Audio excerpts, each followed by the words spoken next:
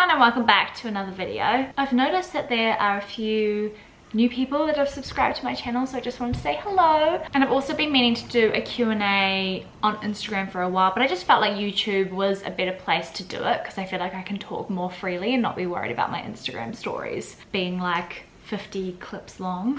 I also want you guys to just be able to get to know me a little bit more. And yeah, I thought a Q&A could be really fun. So I asked you guys questions yesterday on Instagram. I'm just gonna go for it. There's lots. So I'll try and get through as many as I possibly can. Okay, first question is a skincare one, which is my favorite subject to talk about. Someone asked, do you have any products you recommend for acne scars? Now, the number one thing I would probably recommend, especially if you've kind of gotten rid of the acne and you're just left with the scarring, is you should use an AHA, which is an alpha hydroxy acid toner. You can get it in other forms like serums and stuff, but I always find a toner works the best. My favorite one is the Pixi Glow Tonic.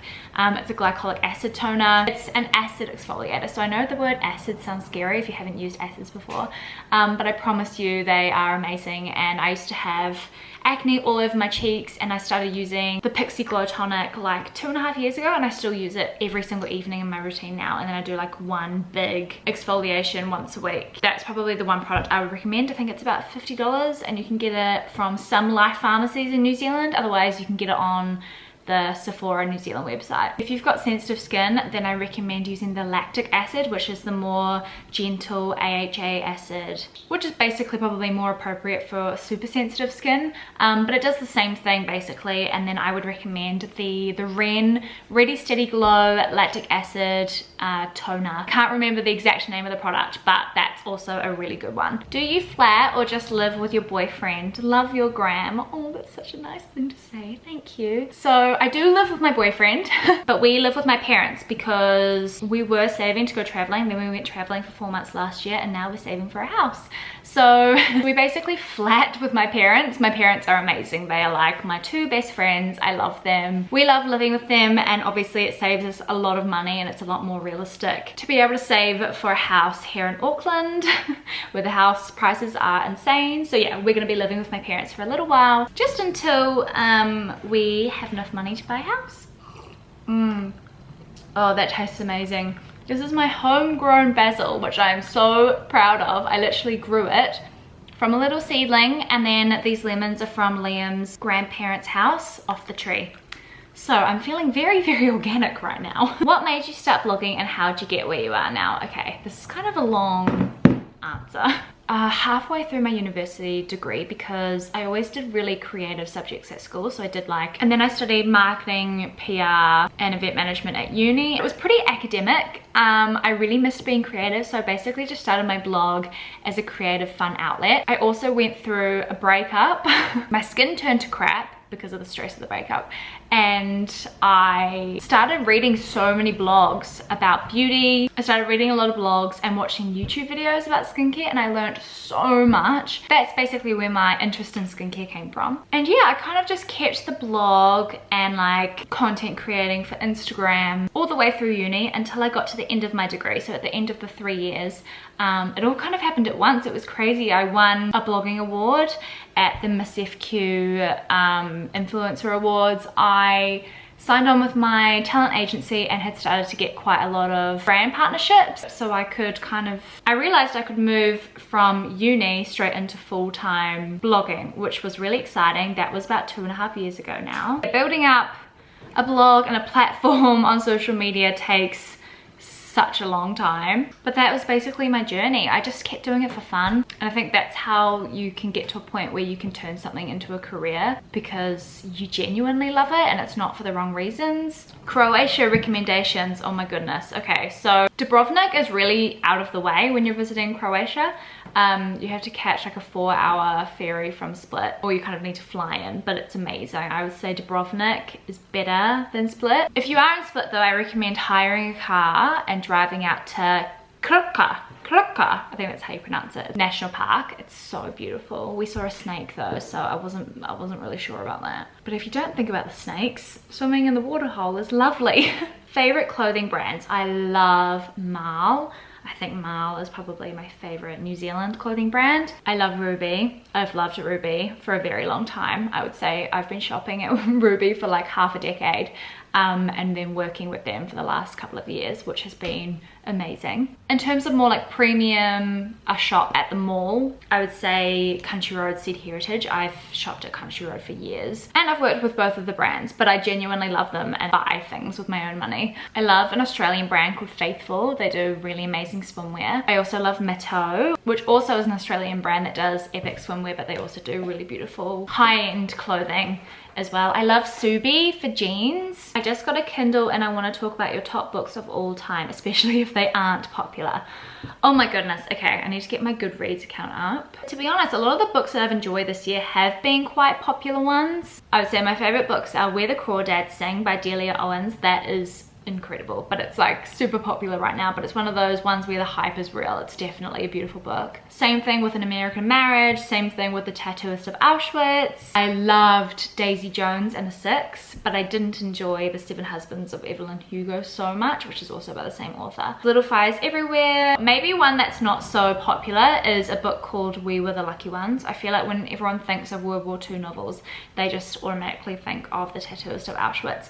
I think We Were the Lucky Ones is just incredible. The Tattooist of Auschwitz is quite short. This is a longer book, but it's incredible. It's written by the granddaughter of an Auschwitz survivor. He ends up moving to the States and having children and grandchildren and all of that. But it's basically a survival story of, I think it's 5 siblings and their parents. All of them get split up during World War II. They're a family of Polish Jews, so their fate wasn't looking great during that time. But yeah, it's an extraordinary book about resilience and everything that was happening at the time. It's so detailed, it's so beautifully written. And if I'm going to recommend any book to you to read that isn't so popular, I would say it's that one. We Were the Lucky Ones by Georgia Hunter. Where do you recommend a relatively inexperienced traveler goes to? I would say probably somewhere that's quite safe. I would say the safest place to travel to is probably the Greek islands. So easy to get around. There's like zero crime. It's beautiful, it's safe, it's easy to communicate with people. There's tourists everywhere. Yeah, I would recommend like a big 2-week trip around the Greek islands because there's so many. Liam and I desperately want to go back to Greece. It's probably our favorite country in Europe. If you're inexperienced, I'd probably avoid Asia and do more Europe. Hawaii is probably also a good place as well. It's just really, really expensive. Do you have any trips planned? Also, what is your dream trip? This year, as I mentioned, we are saving for a house. So we are doing a week in Queenstown. Liam and I snowboard, so we're really, really excited, especially because we were in Europe for the winter last year, for the New Zealand winter, so we didn't really get to, well, we didn't at all get to go snowboarding. And we just love the winter. We're such winter people. We really enjoy it. I love being warm and cozy and winter fashion and all of that stuff. So yeah, we've got a week in Queenstown and I'm so excited. I've just finished getting all of the accommodation booked for that and I can't wait to just eat my way around all of the amazing cafes and restaurants in Queenstown. Where do you see yourself in 10 years? Career, love and family. Okay, 10 years, I'm gonna be 34. By 34, I definitely see myself with a few children. I love children and I cannot wait to be a mother. I'm the luckiest person you will ever meet. Definitely more than one child, hopefully, if that happens for me. I'd love to be married and have our dream wedding with all the people we love around us. Career-wise, I would love to just continue doing what I'm doing. I think as I grow up and buy a house or get married or have children, I feel like my content and you guys will kind of grow with me. Maybe a few other business ventures on the side. If all else fails, I've got my university degree. I'm totally not worried about it. But ideally, I would just love to keep doing what I'm doing. I'm traveling the South Island of New Zealand right now, but headed north soon. What are your top recommendations? Anything and everything. North Island, cities, beaches, food, hiking, adventure. Oh my goodness, what a question. If you were gonna pick time between the 2 big cities, which are Auckland and Wellington, I would definitely suggest you spend more time in Wellington. It's smaller, so it's easy to get around, but I just think it's so cute. The buildings are so much more beautiful and the fashion scene, like the shopping scene down there is so cool. The cafe culture is just like incredible. And I feel like people down in Wellington are really friendly. in terms of like a city to spend more time in, definitely Wellington, and then you've got to go out to the Coromandel. Hahe Beach is one of my favorite places on earth. Whangmataa is great if you want to do a little bit of shopping and you want some more restaurants around you. Go to Luke's Kitchen in Katoona because they just do the most amazing food, and it's all like an outdoor garden restaurant setting. Bay of Islands is really nice. Russell is definitely the place to be. If you're from overseas, I definitely recommend you checking out Rotorua because there's so much culture, things to do, lots of activities. For hiking, definitely Tongariro National Park. The mountains are incredible. There's so much to do in the North Island. I mean, I think the South Island is amazing, but that's probably because I live in the North Island, so I find the South Island is like a different country. Like when I visit there, I'm just like amazed and I go into full tourist mode. Favorite TV shows to binge? Oh my god, Schitt's Creek on Netflix. I've never watched anything so hilarious in my entire life. I love it so much, and there's so many seasons and they're like quite quick episodes, so you just sit there and watch it for hours and hours. Love Island is just finished, so I'm definitely a Love Island binger. There's a show on Netflix called The Blacklist. If you want a new TV show that's amazing and it goes on forever, there are so many episodes and so many seasons. It's a bit like CSI, that sort of crime show, but with a lot more depth and you get closer to the characters. And me, I will forever continue going back to the start of Grey's Anatomy and watching every single season. I've done that about 5 times now. It's my favorite show of all time. Other TV shows on Netflix, Sex Education, that's a good one to binge. We loved the season 2 of You. Season 1's a bit weird. We thought season 2 was really good. We're currently watching The Stranger, which is also kind of like a British crime TV show. That's also been quite a good binge watch. We love all of the crime TV shows, to be honest. The Sinner, Ozark, oh my god, amazing. American Horror Story, I love American Horror Story. More so the earlier seasons. The newer seasons, kind of rubbish, to be honest. Yeah, if you like scary stuff, definitely American Horror Story. My favorite season is the Freak Show season, and probably the first season, which is the Murder House, I think. Peaky Blinders, that is amazing. Yeah, we're kind of like, I feel like we've watched a lot on Netflix at the moment. The Haunting of Hill House, that's also really good, and I know the season 2 is coming really soon. And then we've been watching a lot on Disney Plus lately. They've got so many good movies. All the Pirates of the Caribbean, and then all of the old like Sweet Life of Zack and Cody and Hannah Montana, That's So Raven. So sometimes when we just don't know what to watch, we'll just chuck one of those on, and it's just cheap thrills, honestly. How do you keep yourself motivated and on top of your workload? Motivation's really hard when you work for yourself from home, like really hard. There's literally no one. I mean, I've got my agents that obviously give me deadlines for brand partnerships and sponsorships. So when you've got a deadline, you've got to meet the deadline, obviously. But I really enjoy doing my own content, so I try and put up 2 blog posts a week and 2 YouTube videos a week. A lot of that is purely just because I want to create content. I want to give you guys content that's just because I want to give you content rather than a brand partnership or a brand sponsorship style of content. Like, there's got to be a balance, and I love sharing what I've learned with you guys and connecting with you guys. So yeah, it's also my creative outlet, especially with the blog posts. But yeah, it's hard. If there's a busy week or if I'm feeling like crap, it is easy to just be like, oh, I just won't write a blog post this week, or I'll do it tomorrow, or push something to the afternoon. But then none of that's gonna get done. I'm gonna lose my consistency. You guys would probably lose interest, and you guys being here and supporting me and being interested in what I have to say and show and share with you is everything. It's my entire job. This is literally what I do for a living. So I guess that keeps me motivated. I never want to disappoint you guys, and I always want to be as consistent and I guess be as helpful as possible in an online world that can be so full of crap and bullshit. It is easy to switch off at 2 o'clock and be like, no, I'm done, I'm gonna watch Love Island, put my laptop away and not look at my emails again till the following morning. It's very easy to do that, but I try really hard not to. One thing that has actually helped is getting up earlier. So Liam has to get up and go to work at about 5 AM every morning. I'll either kind of get the stuff out of the way that I know might distract me later on. So watching YouTube videos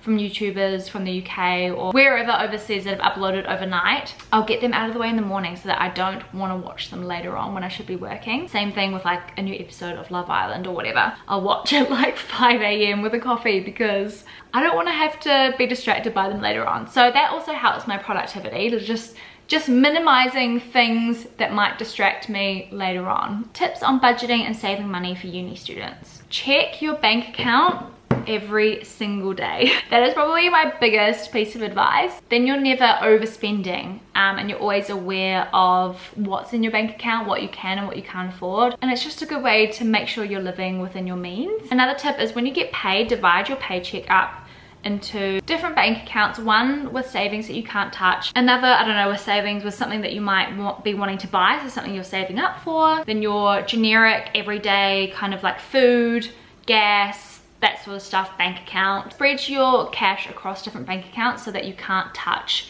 that money that's supposed to be for something else. For me, that's like the easiest way to budget and to not spend money that I shouldn't be spending. Since you have a platform, do you like/mind if people notice you out, come up for chats and pics, etc.? Now, no one's ever come up to me for a photo. I'm not a celebrity, I'm just an internet person, I guess. I have had people come up to me just out and about, like at the beach one time, at festivals, and it's really, really nice. I actually do really like it. But the worst part is when people notice me and I can tell that they know who I am, but then they're just kind of like look away or ignore me or like talk to their friend. That gives me anxiety. Like I would rather just, if someone does recognize me, they would just come and say hello. Otherwise I think that those people are talking crap about me, which isn't a very nice feeling. So yeah, I'd rather you come up and say hi. Podcast to help motivate. Oh my god, I love Oprah's podcast. Amazing. What else? I need to go into my podcast app. Yeah, Super Soul Conversations with Oprah. I love a podcast called She's on the Money. So if you need help with budgeting, that's an amazing podcast. Basically all about handling your money while you're young and being sensible with it. But yeah, it's a great podcast. Second Life, amazing podcast. Like people, the most inspirational women are on there and interviewed, and they are epic. The Estee Lalonde show, that's a good one. I love Estee. She's one of my favorite YouTubers. She interviews a lot of really inspiring people. I love the High Low. That's not really inspiring, but it's more so just like your weekly fix of current events discussed in a millennial friendly way. So it's quite good. You always know what's going on in the world. Have you been to Canada? If so, what were your highlights? I've never been to Canada. I would love to go to Canada, but I've never been before. Packing tips for long trips. Packing cubes are amazing, and try bring beauty products that aren't glass because they're going to be a lot heavier. Things like shampoo and stuff like that. Like don't bring anything that's in a glass bottle away with you because you're going to be taking it out of your suitcase at the airport and giving it to your mum to take home. That definitely didn't happen to me.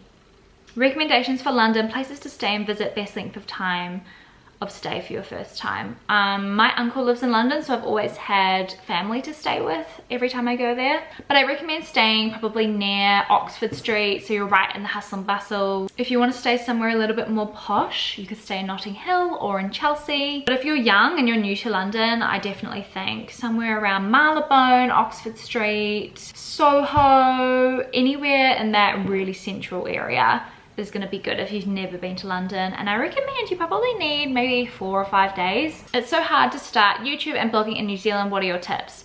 Yeah, I agree, it is really hard. Honestly, it's just consistency and being honest. People can tell if you're not authentic or if you're doing something for the wrong reasons.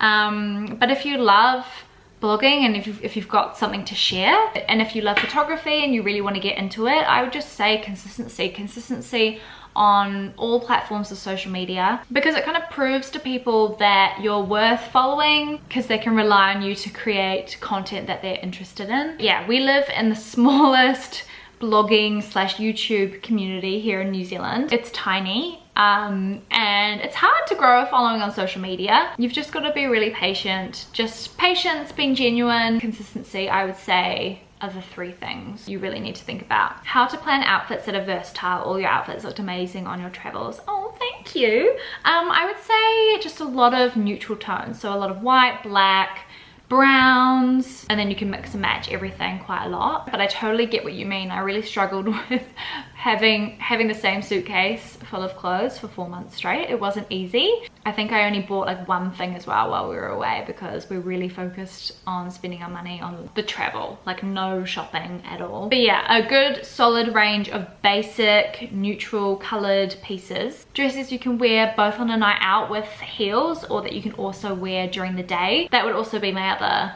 tip. How did you go about planning your Europe trip? I'm overwhelmed. I wrote an entire blog post about this, so I'll link that below. It is overwhelming, but I've literally written out step by step on how to book a big long trip in Europe.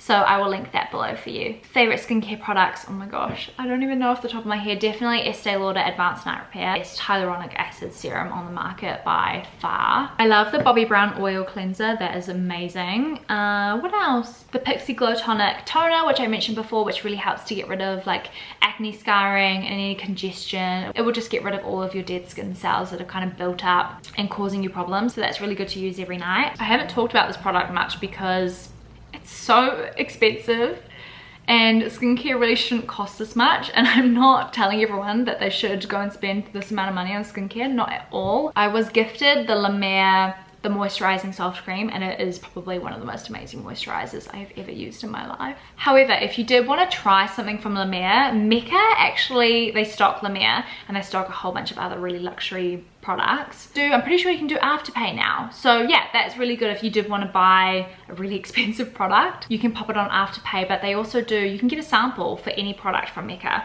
So you can get a sample first and then you can pop it on Afterpay if you are a luxury skincare person like me. Fan of the La Mer, the moisturizing soft cream. I haven't tried the original one, but that one is really good. Weleda Skin Food, that's an incredible, really thick moisturizer that I always use in the winter, and then I also use it as like a really thick overnight hydrating mask. And that one is like, I'm pretty sure it's like $20 from Life Pharmacy. Skincare doesn't have to be expensive, but sometimes you just want a little bit of luxury in your life, and I understand that. What's next on your reading / watching / listening list?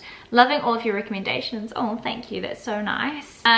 Reading list, Silka's Journey, so the second book after The Tattooist of Auschwitz. I really want to read that. I'll get my Goodreads app up again. Okay, the books on my current to read list. Call Me Evie by J.P. Pomar, Everything I Never Told You by Celeste Ning, The Woman in the Window by A.J. Finn, The Confession by Jessie Burton, The Family Upstairs by Lisa Jewell, Silka's Journey by Heather Morris, A View Across the Rooftops by Suzanne Kellman, The Lost Girls of Paris by Pam Jenoff, The Alice Network by Kate Quinn, In the Clearing by J.P. Pomar, The Other Americans by Leila Lalami, Quit Like a Woman by Holly Whitaker, Christodora by Tim Murphy, Lanny by Max Porter, All the Light We Cannot See by Anthony Doerr. So if you've read any of them, let me know what you thought, because I'm always keen to hear whether a book isn't very good so that I should not waste my time reading it. In terms of TV, it's pretty much all of the other TV shows I just listed before. There's nothing else that we're kind of waiting to watch, but if I find any more good TV shows, I'll let you guys know, probably in the next favorites video. Favorite place you visited whilst on your Europe travels, anywhere you wouldn't go back to. I wouldn't go back to Budapest. I didn't enjoy Budapest at all. I just found it really dirty and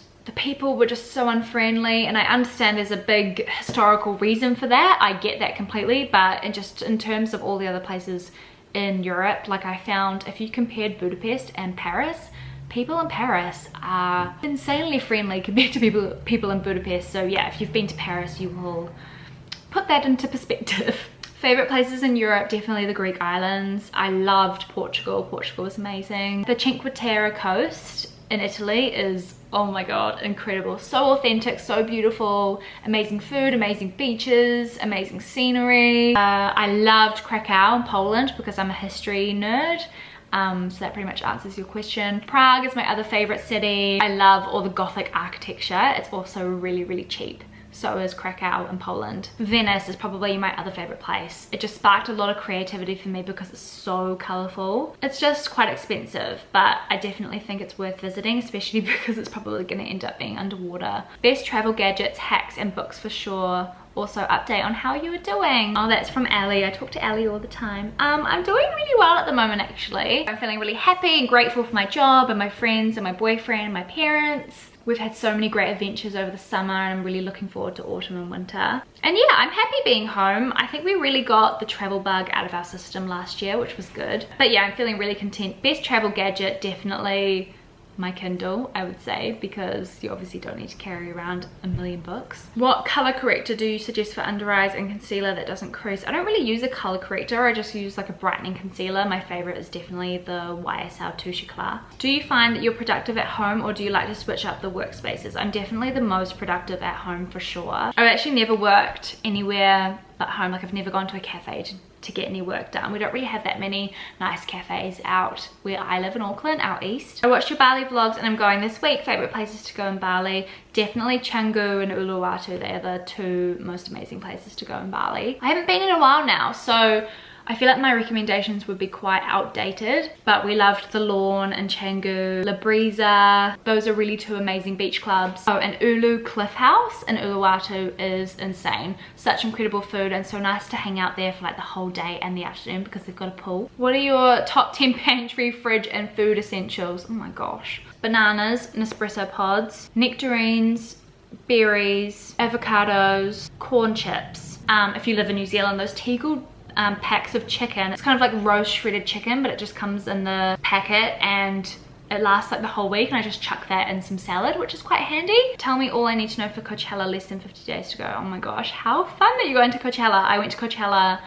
3.5 years ago, 4 years ago, long time ago, and it was incredible. Pack lots of outfit options. Buy one of those fans that you can walk around with that kind of like spray water in your face and have a fan. If you've got a bag that fits an empty water bottle, make sure you've got an empty water bottle because it honestly just gets so hot to the point where you actually start feeling so sick. Comfortable shoes are essential for 3-day festivals.